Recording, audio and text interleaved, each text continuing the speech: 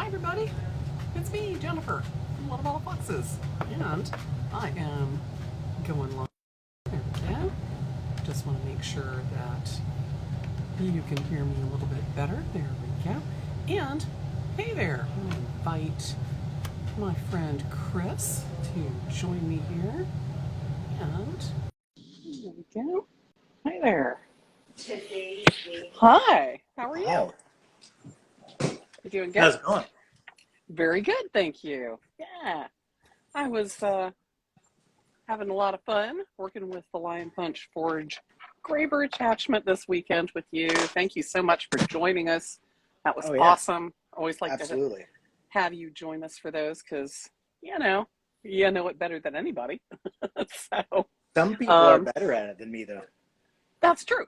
That's true. That's one of the beautiful things about creating a magnificent tool. So that's really cool. So yeah, I had we were going to do a little bit of bead setting on just sort of introduce them to that and show them what we could do.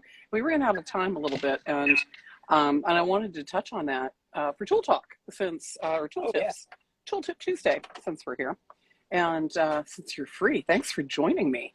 Of course, my pleasure. Yeah, absolutely. So so for those of you that are new to this, this is Chris Anderson from Lion Punch Forge, and I am Jennifer Stenhouse from Little Metal Foxes.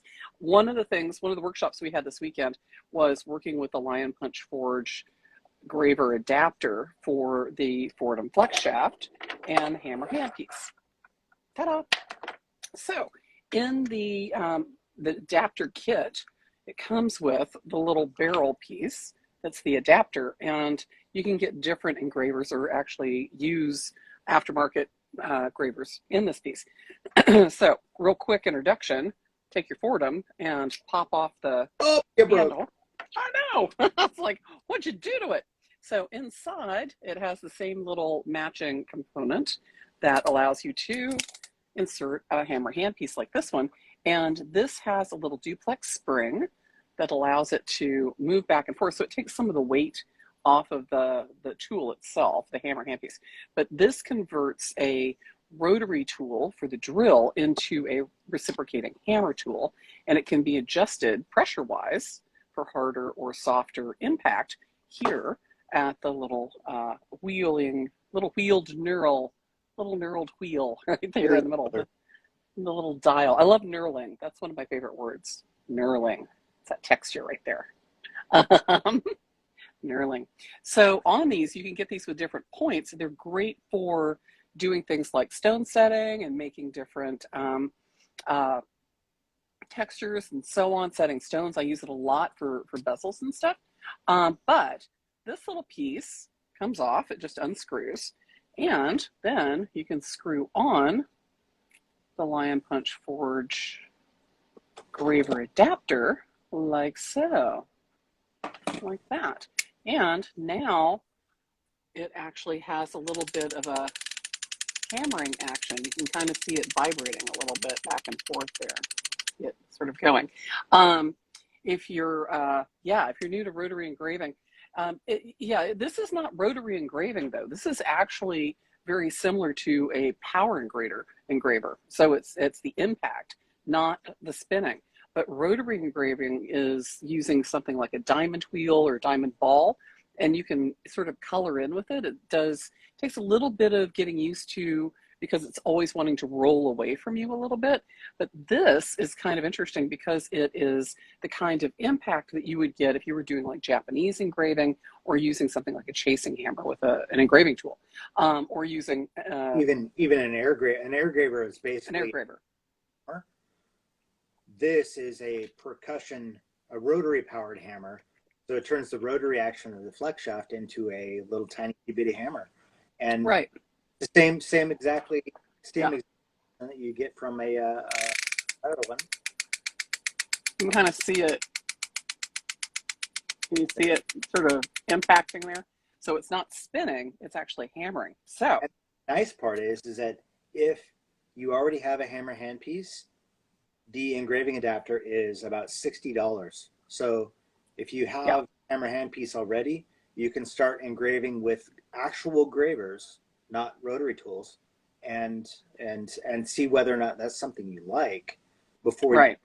get into paying the 1,000 on up to $10,000 of air graving stuff, professional air graving. Yeah. Yeah, the pneumatic engravers can be extremely expensive.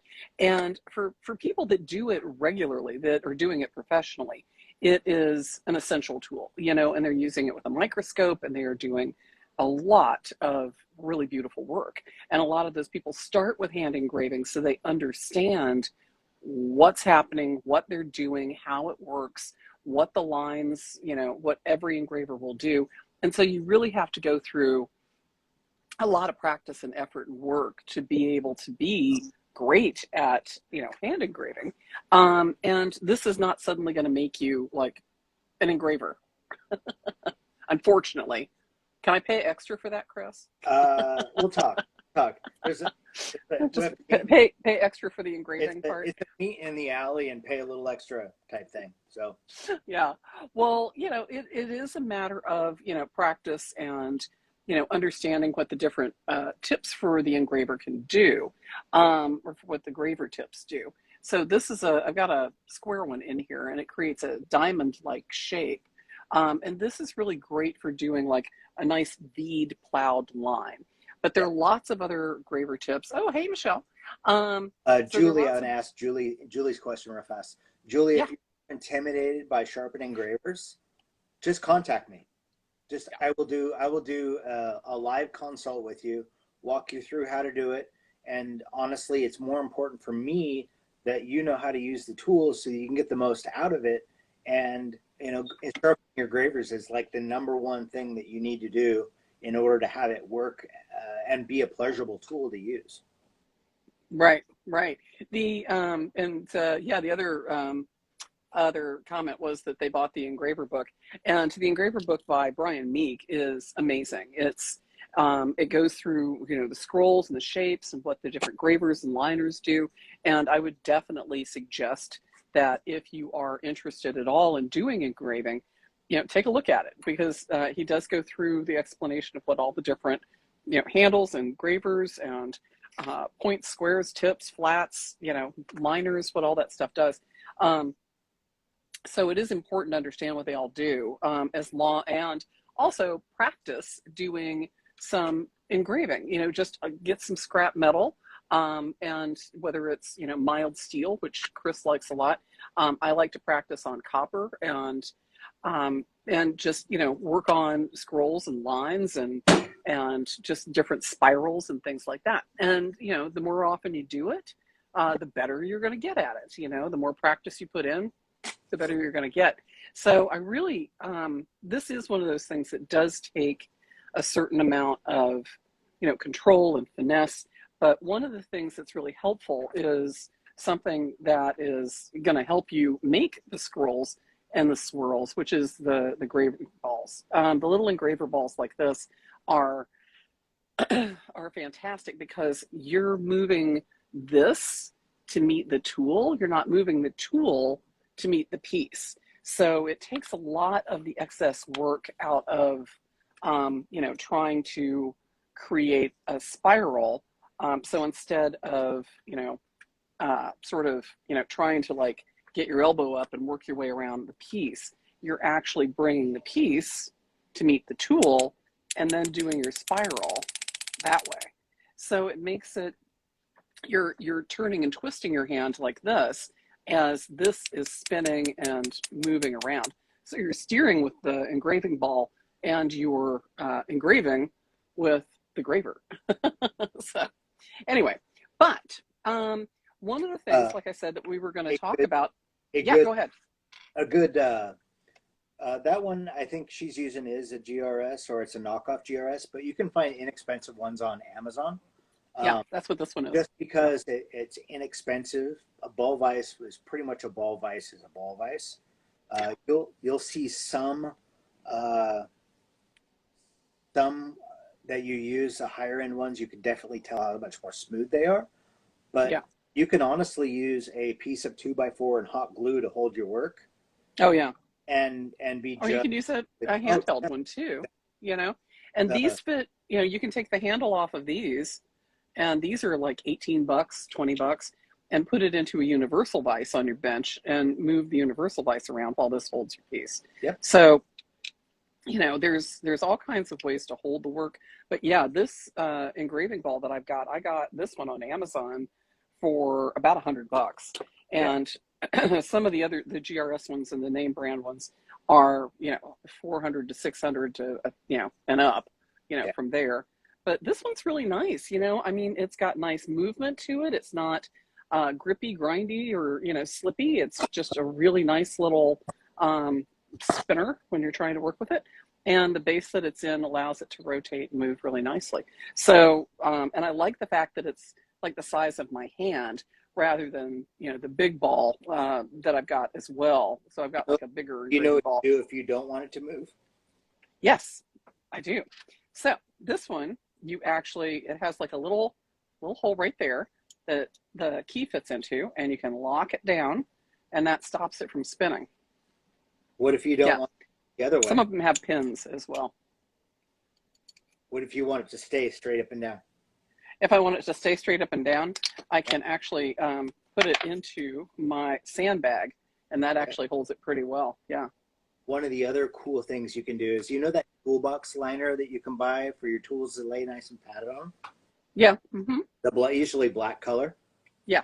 You can get a little square out of that and put it, your black square, on top of your piece, and then stick your ball vise down on it.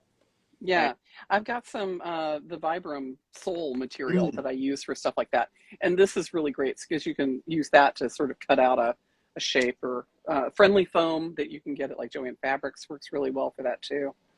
So yeah, and I like my little sandbag. I ended up selling one myself. Just took some old leather, sewed it together, called it good. We were talking about practicing, and you know I love old tools, and sometimes I buy old estates. In a couple of the old estates, I had the person who had originally had the tools, I have their practice pieces. And, that's amazing. And so they would go through and they would practice what they wanted to do, or a style that they liked, before they ended up doing jewelry. So anytime you want to practice a particular design, there is no shame in cutting out a little piece of metal and then doing that 6,750 times. Oh yeah. Well, you know, in the photo world, photographers are basically told, you know, sometimes it takes 100 shots to get one good picture, you know, and, you know, getting it lined up, getting the light right, getting, you know, everything just so, to get the picture that you want. You know, Photoshop definitely makes things a little bit easier to tweak, but, you know, generally, especially if you're working on film, it takes, you know, sometimes 100 shots to get a good shot. And with, you know, with this, it's sometimes